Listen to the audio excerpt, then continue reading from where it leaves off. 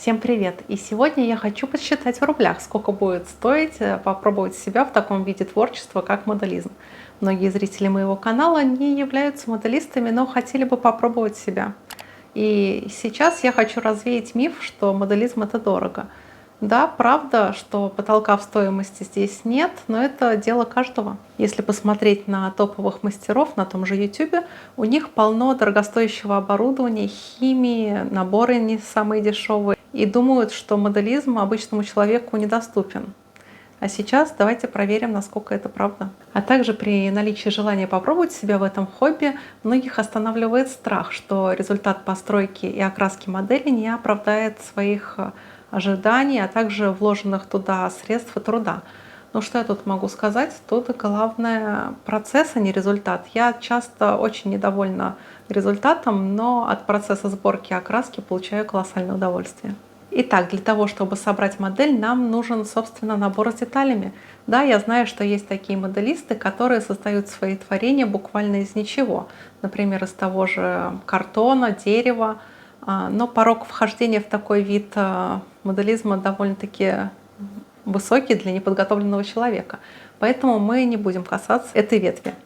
Хотя я слышала, что в местах не столь отдаленных делают модели буквально из хлебного мякиша. Можно сказать, делают буханки из буханок. И сегодня мы будем делать как раз модель из набора. И самая известная и широко распространенная фирма на 1/8 части суши — это, естественно, «Звезда». Это, к сожалению, не реклама, а неоспоримый факт. «Звезду» можно купить практически в любом книжном и детском магазине, а также в таких магазинах как для творчества, как Leonardo, и в известных интернет-магазинах, таких как Wildberries или Озон, там тоже большой выбор. Кстати, на полках специализированных магазинов «Звезда» занимает довольно много места. А моя первая модель как раз была этот тигр от «Звезды». Купила я ее в книжном. Итак, второй вопрос — это выбор тематики. И тут дело вкуса. И, конечно же, что ближе к вашим интересам. На сегодняшний день, кстати, очень широкий выбор. Это от бронетехники, соответственно, авиации, автомобильной техники. И, кстати, здесь очень широкий диапазон выбора, вплоть до радиоуправляемых машин.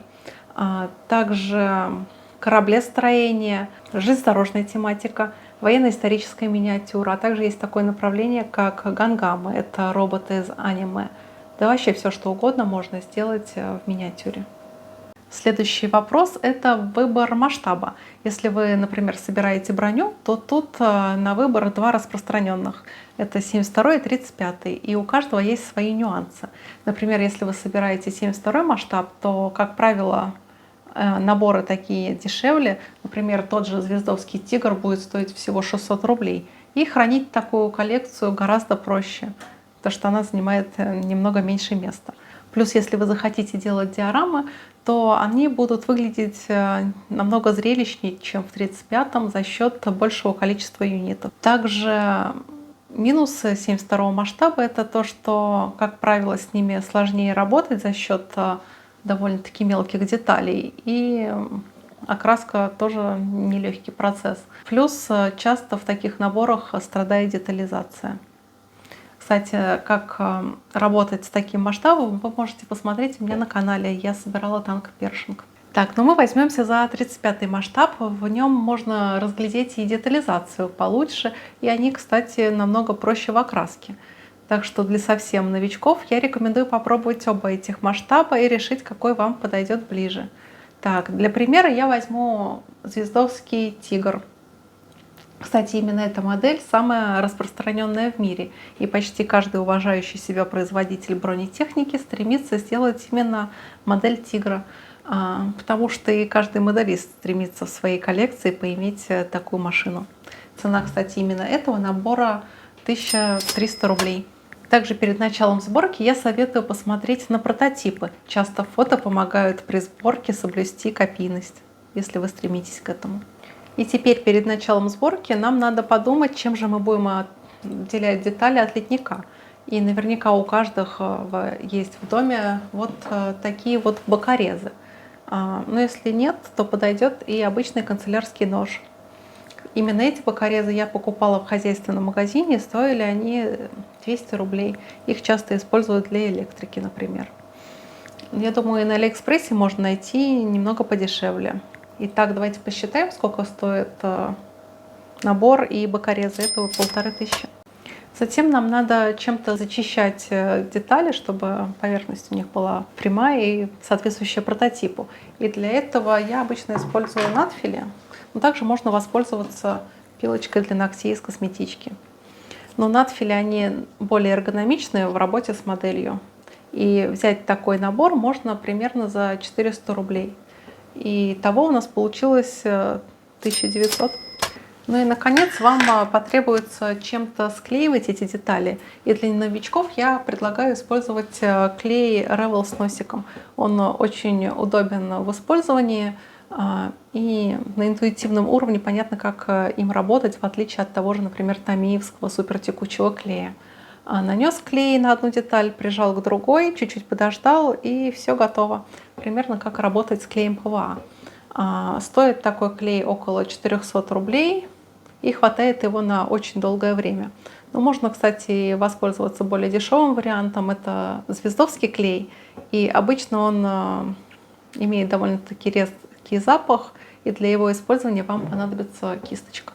Для того, чтобы построить свою первую модель, вам потребуется 2300 рублей для модели в 35 масштабе, ну и, соответственно, 1600 для 72 масштаба. Но я беру для примера модель Тигра от звезды. Кстати, напишите в комментариях, насколько это много или мало. Например, чтобы купить компьютерную игру, вам потребуется в 2 раза больше денег. И, кстати, в дальнейшем вам потребуется покупать только модели. Клея вам хватит на несколько лет, так же как и надфили. Не знаю, я использую годами, и с ними ничего не происходит. Бокорезы бывает тупятся. Но это только на попробовать. Для начала вам надо понять, насколько вам близко это занятие и хватит ли вам усидчивости или терпения.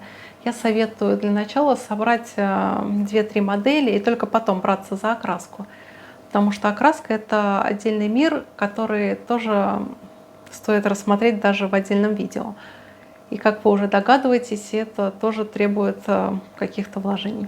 В начале своего пути я тратила на это хобби, наверное, не больше 1000 рублей в месяц.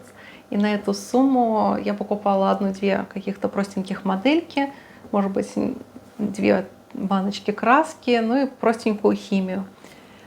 Поэтому в моей коллекции очень много моделей от фирмы «Звезда», «Восточный экспресс», «Моделист», «Макет», а также ICM. Но тогда и цены были немного другие.